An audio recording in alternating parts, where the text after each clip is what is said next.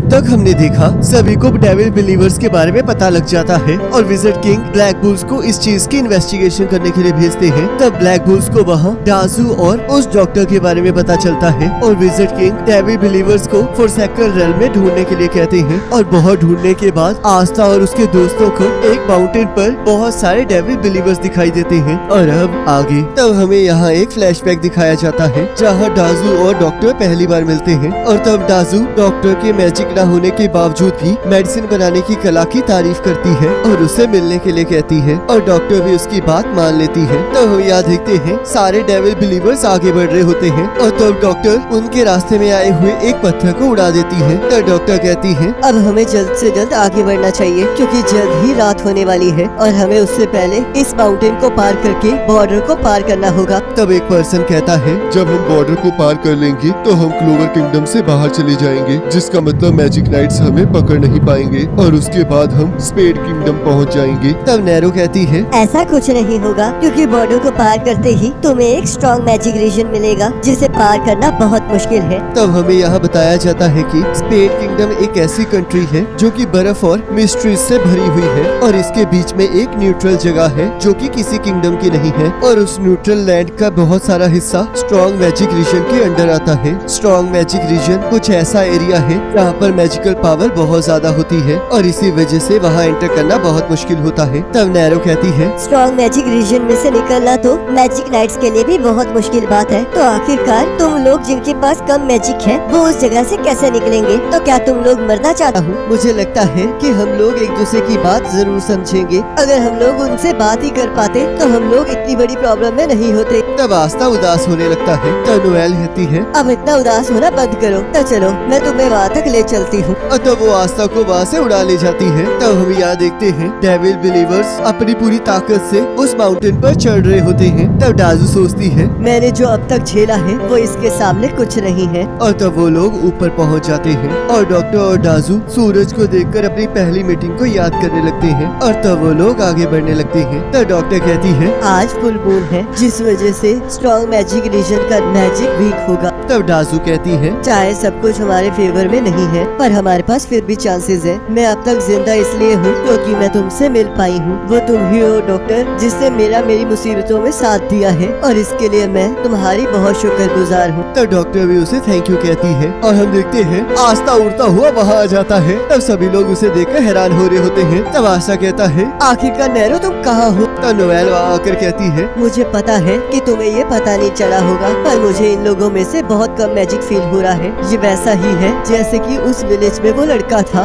और सोचती है क्या सच में हमारे किंगडम में इतने सारे लोग हैं जिनके पास इतना कम मैजिक है? ये तो अभी भी तो मुझे इन पर हमला करना ही होगा। तभी हम देखते हैं सभी लोग आस्था के सामने झुक जाते हैं और सभी लोग उसे मास्टर आस्था कहने लगते हैं क्योंकि उसके पास डेविल की पावर होती है। और तब आस्था डॉक्टर और डाजू के पास चला जाता है। तब आस्था डाजू और डॉक्टर से कहता है नैरो को छोड़ दो, वो हमारे लिए बहुत इम्पोर्टेंट है। मुझे पता है कि तुम मेरी ग्रिमर और नैरो को स्पेड किंगडम के डेविल को गिफ्ट के तौर पर देने जा रहे हो ताकि तुम उनके साथ हाथ मिला सको और तुम ये भी चाहते हो कि मैं भी तुम्हारे साथ चलूं। तब डाजू कहती है अब जब तुम्हें हमारा प्लान पता ही चल गया है तो तुम्हें ये एहसास हो ही गया होगा कि हम तुम्हें नैरो को वापस नहीं देने वाले। इस माउंटेन के पार एक स्ट्रॉन्ग मैजिक रीजन है और तुम्हें लग रहा होगा कि इस फुल मून के कारण तुम वहाँ से क्रॉस कर जाओगे पर इतने सारे लोगों को इकट्ठे ले जाना बहुत ज्यादा खतरनाक है और तुम सभी लोग तो पहुँच भी नहीं पाओगे। तब डाजू कहती है हमें पता है पर हमें फिर भी जाना है। मेरे पास थोड़ा ही मैजिक है जिस वजह से मैं ज्यादा स्पेल यूज नहीं कर सकती। क्लोवर किंगडम में मैजिक ही सब कुछ है जिसका मतलब मैं उनके लिए एग्जिस्ट ही नहीं करती। मेरे पेरेंट्स ने भी मुझे हमेशा बेकार समझा है और स्कूल में भी सभी लोग मुझ पर हंसते थे। मैं कभी भी दोस्त नहीं बना पाई क्योंकि सभी लोग मुझे जज करते थे और मुझे पूरा यकीन है कि तुम्हें ये समझ आ रहा होगा आस्था। और इन्हीं सभी कारणों की वजह से मैंने बहुत ज्यादा मेहनत की पर फिर भी सबने मेरा मजाक उड़ाया क्योंकि मैं मैजिक को यूज नहीं कर सकती थी। तब आस्था कहता है और तुम्हारे हस्बैंड ने तो तुम्हें एक्सेप्ट किया था। मैगी ने हमें बताया था कि तुम अपने पति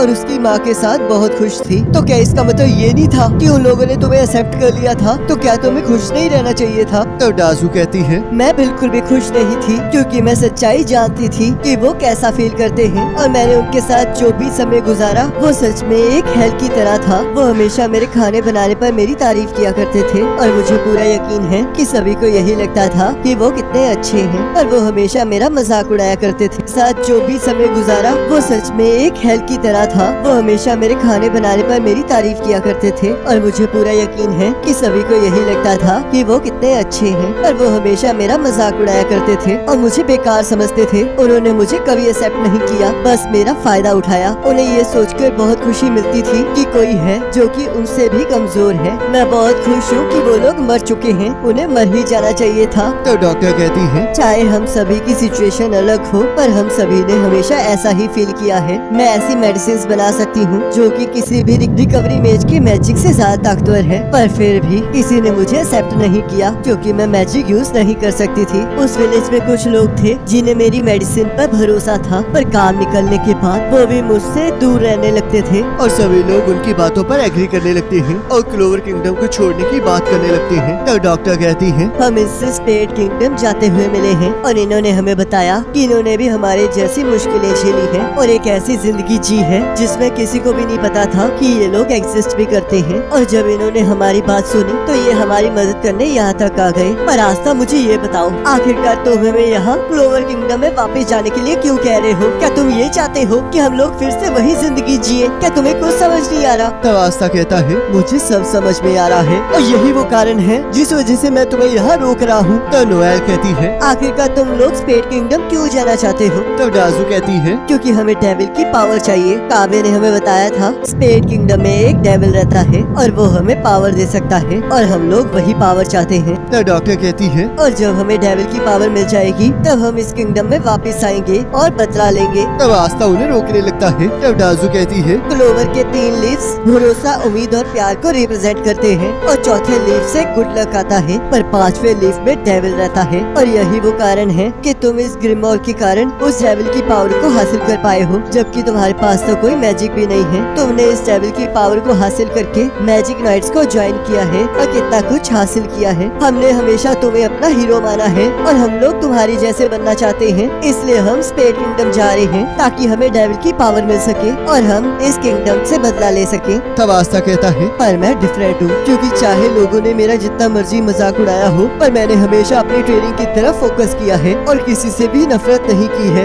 ये सच है कि मुझे उस ग्रिमोर की मदद से ही मेरी पावर मिली है, पर मैंने कभी नहीं सोचा कि मैं अपने पावर के जरिए इस किंगडम से बदला लूंगा। मैंने हमेशा लोगों की मदद करने के लिए अपनी पावर यूज की है। मेरा सपना है कि चाहे लोग जैसे मर्जी हो, चाहे वो नोबल हो या फिर कॉमनर, मैं तो बस सभी को खुश देखना चाहता हूँ। तब दाजू कहती है, अगर हम तुम्हारे जैसे इस दुनिया को देख पाते तो हम बहुत ज्यादा खुश होते, पर हम इस किंगडम से बदला लेकर रहेंगे, जिस वजह से हम नैरो को वापस नहीं दे सकते, और अब हम स्पेड किंगडम की तरफ आगे बढ़ेंगे। तब आस्था कहता है, तुम जो करना चाहो वो कर सकते हो, पर तुम्हें नैरो को यहीं छोड़ना होगा। तब दाजू कहती है, ऐसा नहीं हो सकता, तो फिर तुम उसकी जगह मुझे ले चलो। तुम्हारा तो पहले ही प्लान था ना कि तुम मुझे अपने साथ ले चलो, तो मेरे हिसाब से मेरी ग्रिमोर और मैं उस डेविल के लिए अच्छा गिफ्ट होंगे। तब दाजू कहती है, तो ठीक है, पर हमें तुम्हें और उस लड़की को बांधना होगा। और तब वो लोग आस्था और नोएल को बांध देते हैं। तब आस्था कहता है, और नैरो को छोड़ दो। तब दाजू कहती है, हम जैसे ही तुम्हें लेकर स्पेड किंगडम पहुंच जाएंगे, हम वैसे ही नैरो को छोड़ देंगे। तब नैरो कहती है, तुमने बहुत बड़ी गलती की है। तब आस्था कहता है, यकीन मानो, मुझे इन पर भरोसा है। तब डॉक्टर कहती है, अब ये सारे लोग डेविल को भेंट के तौर पर दिए जाएंगे, और मुझे पूरा यकीन है कि वो बहुत ज्यादा खुश होगा। तब नैरो कहती है, ऐसा तो तब होगा ना जब हम स्ट्रॉन्ग मैजिक रीजन से बाहर निकल जाएंगे। और तब वो लोग आगे बढ़ने लगते हैं, और तब हम देखते हैं वो लोग स्ट्रॉन्ग मैजिक रीजन के पास पहुंचने लगते हैं। तब नोएल सोचती है, मुझे यहाँ वो मैजिक फील हो रहा है, चाहे आज फुल मून है, पर फिर भी यहाँ का मैजिक बहुत ज्यादा है। तब नैरो कहती है, मैजिक को मिक्स कर दूंगी और सबके मैजिक को इकट्ठा करके बहुत स्ट्रॉन्ग मैजिक क्रिएट करूंगी, जो कि मिलकर बहुत ज्यादा स्ट्रॉन्ग बन जाएगा,